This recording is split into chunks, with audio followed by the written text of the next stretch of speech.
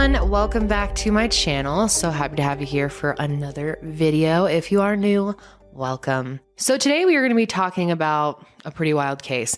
We're going to be talking about Diana Lovejoy and Greg Mulvihill. And I am definitely looking forward to hearing your thoughts on this one. But before we get into that, I do have two short announcements. First of all, I am looking for some new graphic designers to work with me on a couple different projects I have coming up for the next year. This is a paid opportunity, so if you are interested, there is a link below to apply and submit samples of your work. And again, this is for graphic designers for merchandise for the most part. I know I've got a lot of talented graphic designers in my audience, and I'm really looking forward to seeing these applications. So, Diana Lovejoy. She was born on October 26th, 1972 in Southern California. When she was growing up, she attended Mountain View High School in Mountain View, California, and then she went on to get her bachelor's degree in psychology, literature, French, and music from the University of California, San Diego, and she graduated from there in 1994. There's not that much information on her from her early days, but growing up, her friends say that she was incredibly easy to talk to. She was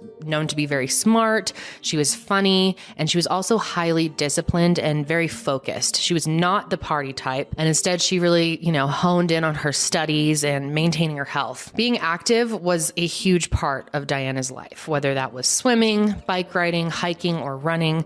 She was always outside doing something. And back when she was still completing her degree, she actually got a job working at Nokia. Specifically, she was a lead documentation specialist, and she ended up taking this as a full-time job after she graduated. She ended up working at Nokia for 4 years, and then she moved on to other technical writing jobs in the software industry. And in these positions, Diana was making well over $100,000 a year, so she was doing pretty well for herself. So that brings us to when she met Greg, which was in 2005, March of 2005, while living in San Diego. And she actually met him on a dating site, and his name was Greg Mulvihill. He was 34 years old and also loved fitness, so they really had that in common, and he worked in tech. So they really could connect on a lot. And Greg was born and raised in Oregon, but he ended up moving to California to work as a computer programmer in 2000. And Greg was also really successful in his career and very focused at work, very determined.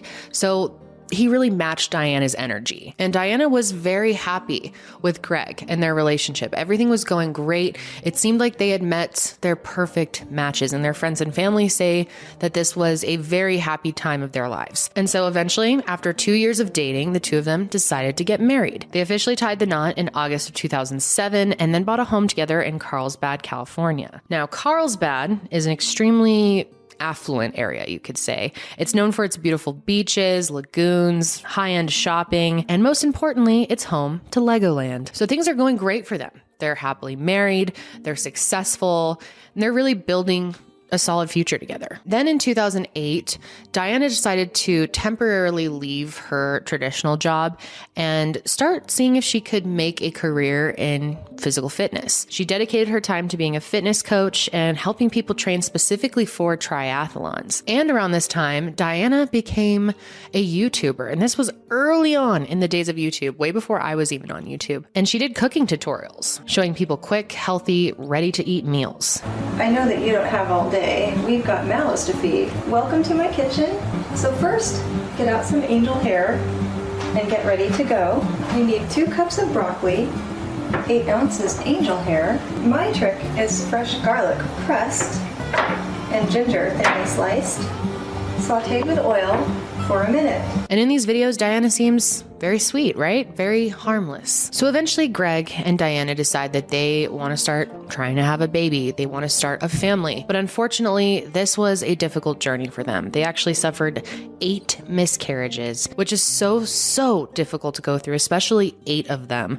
And with each loss, their relationship kind of took a bit of a hit. The details of why their relationship was kind of starting to crumble aren't really clear, but I know that miscarriages are not easy and they put a ton of stress on relationships. And by the 8th miscarriage, it was looking like their relationship was close to ending. They were arguing a lot and things were just not the same anymore. But then they tried one more time for a baby, and this time Diana was able to carry the baby full term. But her pregnancy for her baby boy was not easy. It was considered high risk from the beginning, and she faced a lot of difficulty throughout it.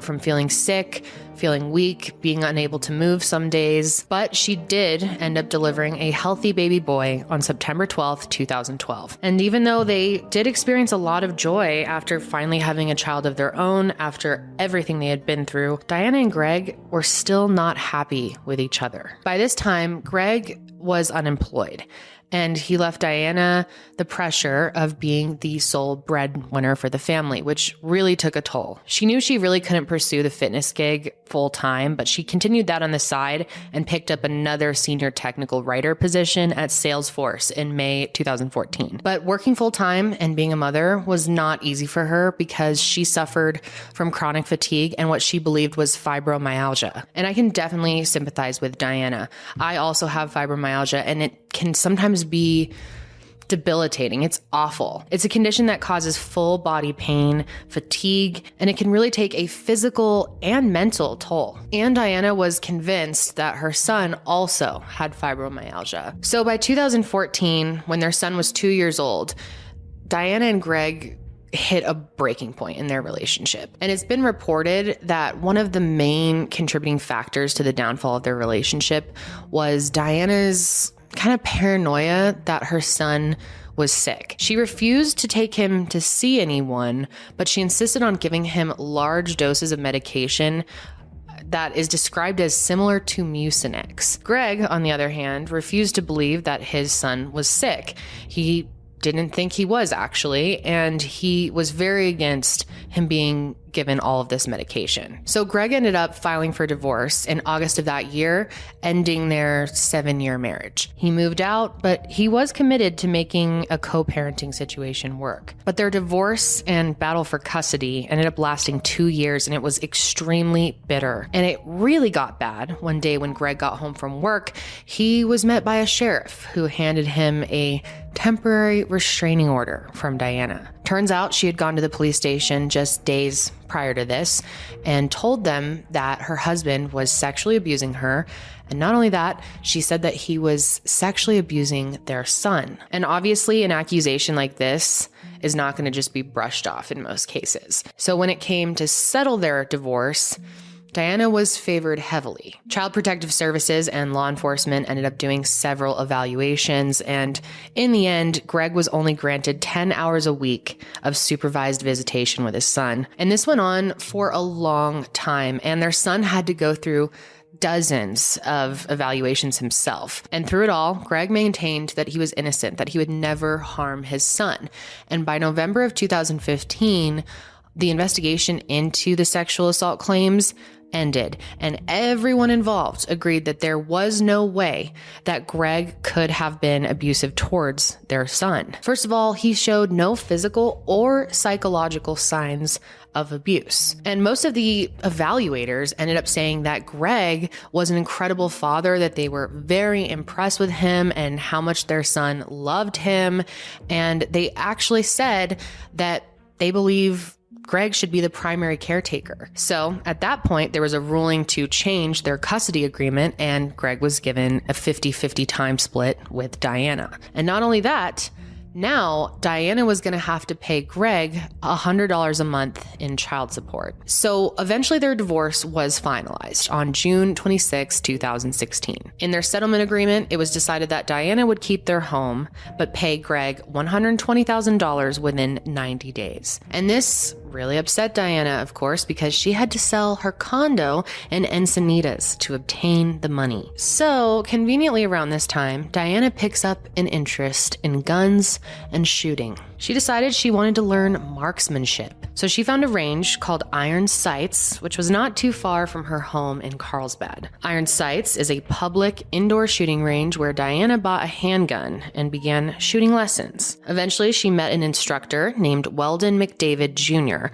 and she ended up taking private lessons with him. So Weldon was around 48, 49 years old when he met Diana, and he had a particular interest in her because she explained that her ex-husband was abusive and she wanted to protect herself from him and also protect her son. And Diana was actually not the first woman who came to Weldon for private lessons, specifically to protect themselves from an abusive partner. A few years back, there was a woman named Crystal Harris who came into the shooting range where Weldon was working. He remembers her walking into the store with a look on her face that he said he couldn't ignore. So he asked how he could help her, and Crystal explained that she was looking for a gun because she was afraid for her and her son's life. And Weldon did not hesitate to help her. Weldon is a natural protector, actually. He served in the Marines for 12 years. But he told Crystal that if she was going to be buying a gun, she needed to be prepared to kill her husband if that's what it came down to. And she told him that she had it in her, that she could kill her husband if she needed to. Okay, today I'm going to teach the 5-minute shooting lesson, made famous here at shooting range I work at. So a little while after she purchased the gun, Crystal came into the shooting range and played Weldon an audio clip that she had recorded while she was being abused by her husband. And at that moment, Weldon said he remembered wanting that man dead. Crystal also decided at this time to go to the police, and she brought in that audio recording as evidence. And he was arrested, but he made bail. And she feared for her life at that point, so she contacted Weldon. So he ended up coming to her house and helped her find safe hiding places in her home and also taught her a handful of self-defense moves. Luckily, Crystal's husband ended up being convicted of a sex crime before he could, harm her any further. And Crystal publicly noted that Weldon helped save her. And this side story is important because it shows Weldon's character and desire to help someone in danger. So when Diana Lovejoy showed up at the shooting range and told Weldon about her ex-husband being abusive to her and her son, he felt like Diana was another woman in danger who needed his help. And the two of them grew pretty close pretty fast. And Weldon's wife, Leah, was not happy about this. She noticed that they were texting a lot, and she felt like it was becoming inappropriate. And Weldon kept trying to tell her, I'm just trying to help this woman. I'm trying to keep her safe, give her tips. There's nothing more to it. But Leah felt like Diana was texting her husband way more than needed. And that ended up leading to issues in their relationship. And the two of them also had a son. So that made Weldon even more concerned about Diana and her son. So even though Greg had been awarded 50-50 custody of Diana and his son, Diana did not want to accept that. And she was still trying to fight for full custody in court. And throughout all their court hearings, she maintained that Greg was sexually abusive, even though several evaluations proved he wasn't. Greg knew that she was trying everything in her power to keep him from his son. So that brings us to September 1st, 2016. Greg gets a strange phone call during the night. It came in at about 10:30 that night. Greg answers it, and when he does, there's a strange deep voice on the other end. He tells Greg that he's a private investigator and that he has some information regarding the custody of his son. In particular, he said he had some documents that he needed Greg to look over.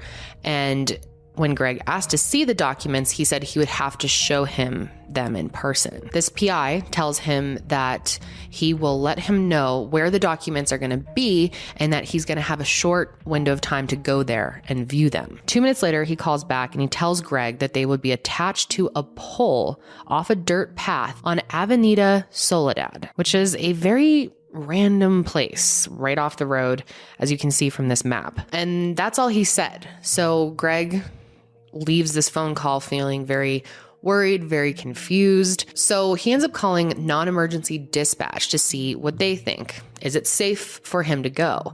And their consensus was, it's ultimately up to him. But they did tell him that it seemed a little off. But ultimately, Greg decides to go. He said he felt like he had worked so hard to clear his name and to get 50-50 custody of his son, so he didn't want to take any chances that the case could possibly be reopened, and he wanted to see what this was all about. But he decides he shouldn't go alone, so he calls up his boss, who's actually a good friend of his. His name is Jason Kovach, and the two of them go to this strange pole. It was around 11 p.m. that they arrived at the dirt path that leads to the pole. They start trekking up the dirt path in search of this pole that contains these alleged documents. Now, during the day, finding this pole would have been really easy and relatively safe. But that night, it was the start of a new moon, and it was one of the darkest days of the month. As they head towards the pole, they only have a small bicycle light with them as a flashlight, and their only weapon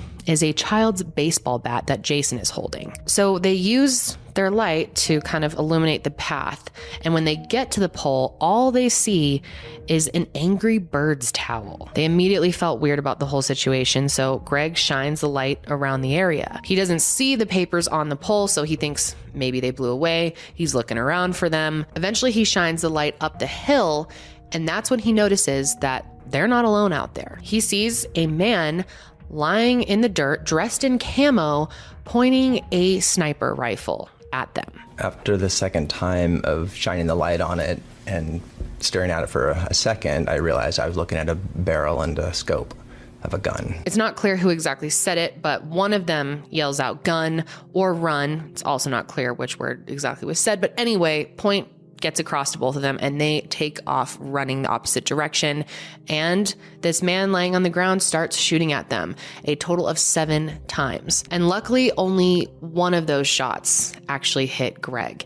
He was shot in his chest to the left side of his heart. And he was just running on adrenaline. So he didn't even realize that he had been shot until they got back to the car. But once he realizes what happened, his body starts shutting down, and he knew it was bad. Jason knew it was bad. So he decides to pull over and he calls 911, and Greg was bleeding onto the front seat of the car. Hello, this is 911. Yeah. My friend has just been shot. Do you know who shot him? There's a guy lying down like a sniper. A sniper? Did you see him at all? Briefly, we saw the gun, and he shot at us like 6 or 7 times. Greg was quickly rushed to the hospital, and police went out and searched the area and even had helicopters circling around to see if they could find this person. And at first, police thought they were looking for a random active shooter, that it was unrelated to why Jason and Greg were actually out there that night, that it was just random. And when they searched the area, they came up with nothing, literally nothing. They didn't even find the shell casings, and that made them feel like whoever they were looking for was experienced and had known to collect those before leaving the scene. And I shouldn't say they didn't find anything, because they did find something very weird. They found another towel, and this one was covered in human feces. And this towel was left where they believe the shooter was lying down. Sergeant Debbie Ernst was one of the first at the scene, and she remembered something helpful. She remembered that Greg had called non-emergency dispatch right before this all happened and said that he was being called out there by a private investigator. So they asked Jason about it. He confirms it. He says, he got this weird call and he asked me to join him because he was unsure about the situation. Now, thankfully, Greg survived and he was able to talk to investigators about what he experienced. And he also explained that he and his ex-wife, Diana Lovejoy, were in a horrible custody battle. And he also said that he didn't believe she was the one who actually did the shooting. So police obviously go interview Diana. And when they do, her demeanor just doesn't sit right with them. One officer even said that Diana appeared to be giggling at one point. They just felt like something was off. But Diana claimed that she had nothing to do with this and she had been home all night. So the police knew that the best way, and possibly only way, that they're going to track down the person who actually committed the shooting is by figuring out who made that initial call to Greg. They felt like it was pretty obvious that Greg had been lured out there and that it had something to do with his divorce and custody of his son. So investigators start by tracing the cell phone number used to call Greg that night, and they learned that it was a prepaid burner phone, which was, largely unhelpful. But they were, however, able to trace where the phone had been purchased, which was a local Best Buy. So police were able to obtain CCTV footage from that Best Buy, and they combed through the tapes waiting to see who exactly purchased that phone.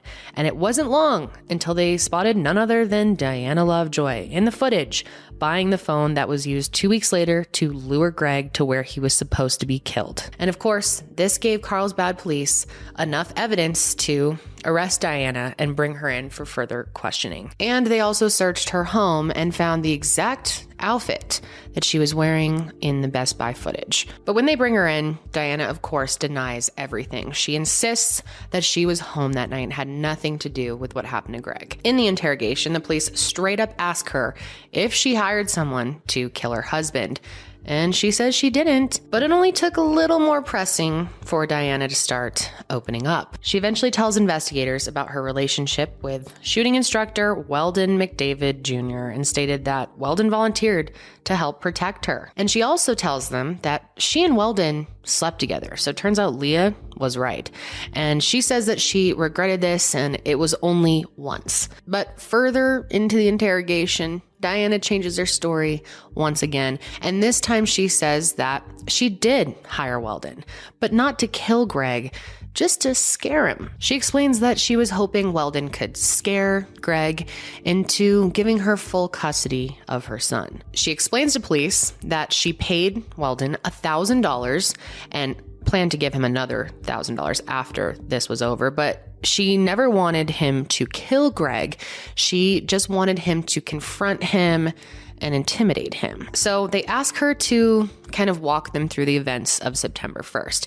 And she does. She said that she picked up Weldon at the park and ride and that he was carrying what looked to her like a rifle case. But when she asked him what was inside, he told her not to worry. And she told investigators that she didn't. And she didn't ask him any more questions after that. And then she confesses that she actually picked Weldon up after the confrontation was supposed to happen. And he said that things went wrong. She tells them that Weldon said he had no choice but to shoot. When they ask why he felt that way, she says, "I don't know. I didn't ask him any more questions." So as soon as Diana names Weldon as the shooter, the SWAT team rushes to his home. But first, they called his landline and told his wife, Leah, to grab their son and get out of the home. Not only were they planning on arresting Weldon and bringing him in for questioning, they were also going to be searching the entire home. They did not want to scare Leah and her son, of course, so they asked her to go outside. Of course, mainly they're looking for the gun,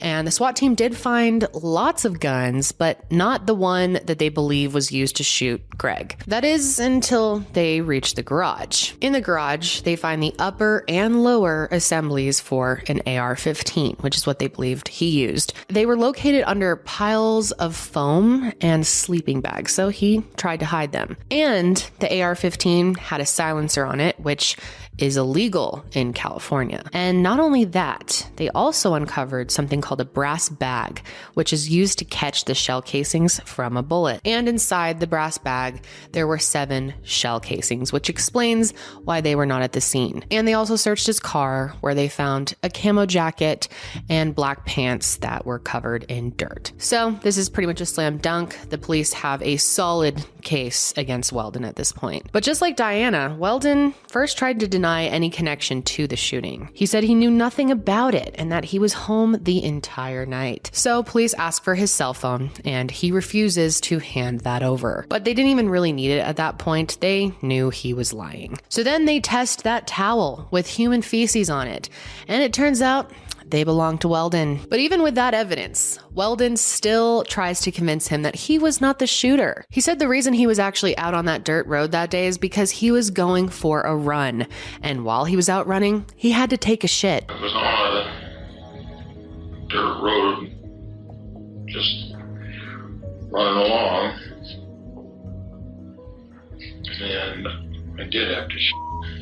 So he uses this towel and decides to leave it out there, and that's why his DNA is out there, not because he was the shooter. They ask him if he brought the towel out there with him, and he said, no, it was just there, and I just used it to wipe. It was convenient. But what he didn't know is they already knew that this towel belonged to Diana Lovejoy. They found a match for the towel, like a second towel that was exactly the same at her house. So then his story starts to shift and he starts saying that he has been set up. He repeats this several times and he ultimately knew that the police thought he was guilty. So he explained that Diana was setting him up. Feeling I'm being set up. By who? In fact, I know I'm being set up. Who's setting you up? So He did admit that they had sex and that he believed he was protecting Diana against her abusive husband. So on September 12th, 2016, less than 2 weeks after the shooting, Diana and Weldon were arraigned on charges of conspiracy to commit murder and attempted murder. And of course, both of them entered a not guilty plea, and their trial was set for October 2017. The prosecuting attorney argued that Diana Lovejoy paid Weldon McDavid Jr. $2,000 to lure her ex-husband out to a remote location with the intent to kill. They argued that her motives were to A, get full custody of her son, and B, to get out of having to pay that $120,000 that was due to Greg just 2 weeks after he was shot. The prosecutor knew that Diana and her defense team would attempt to point fingers at Greg's alleged abuse, of course. So they decided to address it directly. Greg gets on the stand and they ask him if he had abused Diana or their son, and he says absolutely not. Greg explains that the reason he decided ultimately to go and see these documents that night is not because he was guilty of anything, but because he had worked so hard to gain equal custody that he didn't want to risk anything that would reopen the custody case. But the defense attorneys argued that no innocent man would go seek out this information unless they had something to hide. But Greg still maintains his innocence. The defense also argued that the only reason Greg was lured out to that spot that night was not for the intention of being killed, but instead it was a way for Diana and Weldon to gather information against him. According to Weldon, he was simply there to take a video of Greg looking for this information, which he and Diana would use to reopen the custody case. They believed that an innocent person wouldn't have gone out seeking the information in the first place. And the defense argued that their intention was never to actually kill Greg. But why go out there dressed in camo with an AR-15? Well, Weldon says he did that for a few reasons. Number one, he was in the military for a long time and he was trained to always be prepared. He also testified that Diana told him Greg was a drug user who owned an unauthorized gun. So he brought his gun with him as a potential defense, just in case Greg attempted to cause him harm. Weldon also testified that he waited out there for Greg that night, but when Greg got there, he realized that his plan to secretly record him on his phone wouldn't work because his phone had a flashlight and Greg would obviously see the flashlight and that would give him away and their secret plan would be ruined. And he said by the time he made this realization, Greg was shining his flashlight right at him. I could see Jason, and he was probably 30 or so feet ahead of me, heading back towards the car.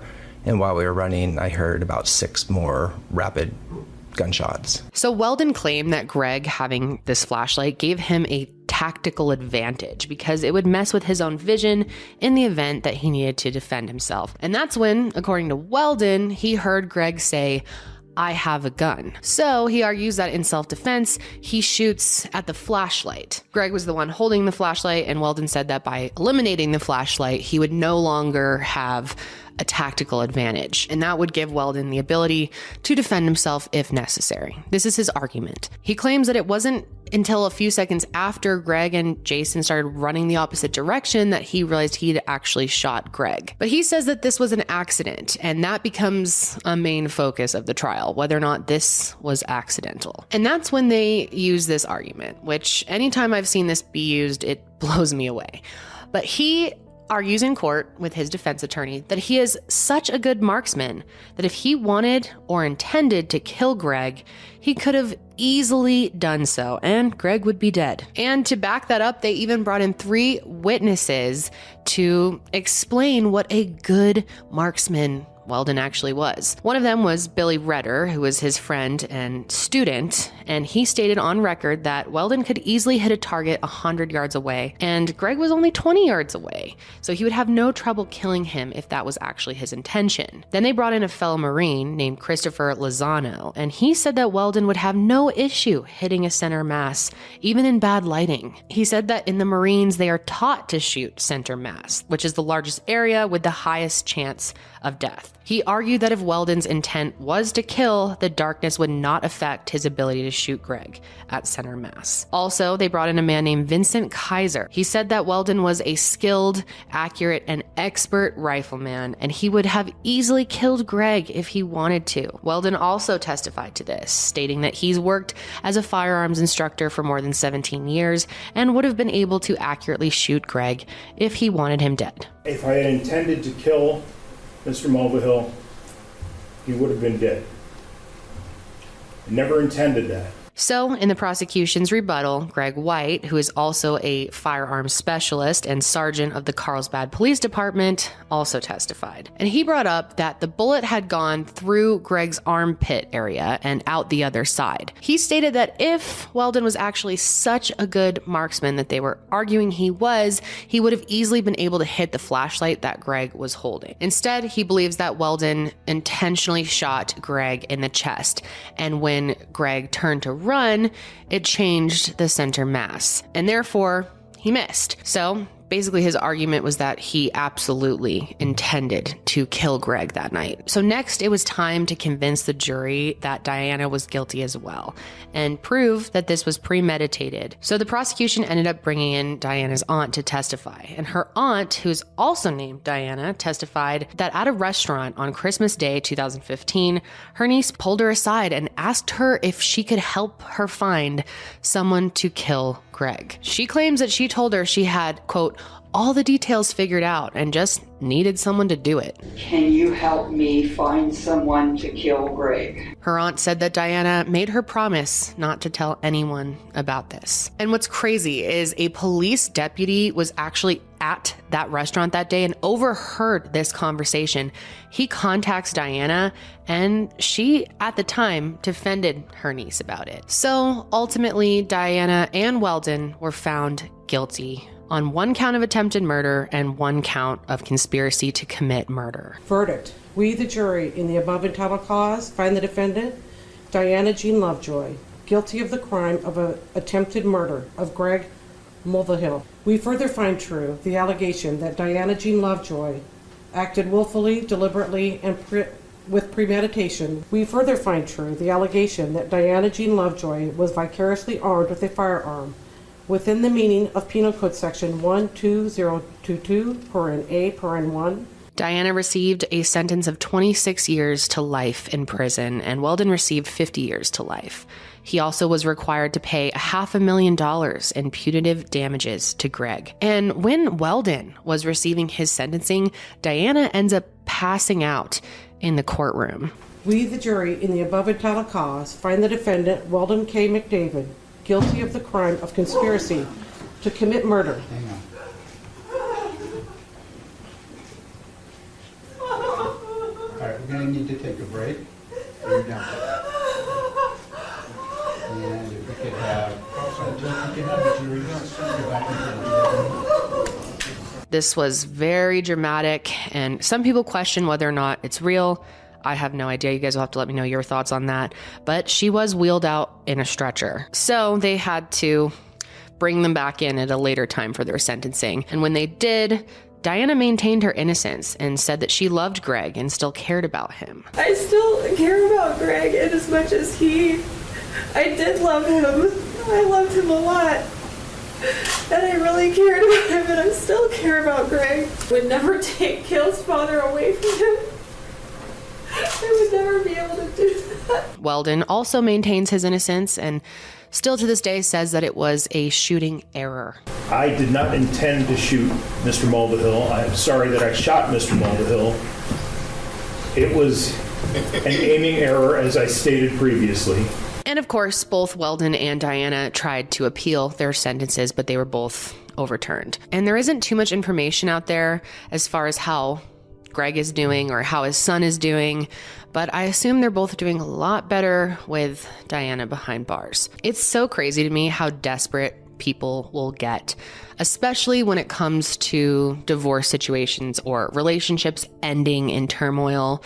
To think it's that easy to just go out and hire someone to kill your husband is pretty wild. The one thing that does get me about the whole situation is that she was only going to pay him $2,000. seems pretty low, but at the same time, Weldon seems like the kind of guy that would have done this with or without the money. He wanted to protect women from abusive men. And again, I just want to make it clear that there is no evidence that Greg was abusive to Diana or to their son in any way. It's all just going back to what Diana claims. And again, there were several evaluations done by different agencies, and none of them found a shred of evidence that Greg was abusive. In fact, they all thought, or most of them thought, that Greg should be the primary caretaker. So I think that says a lot. That is going to be it for me today, guys. Thank you for joining me for another episode. And make sure you follow the show on Spotify and Apple Podcasts. It really does help me out. If you want to watch the video version of this show, you can find it on my YouTube channel, which will be linked, or you can just search Kendall Rae. I will be back with another episode soon, but until then, stay safe out there.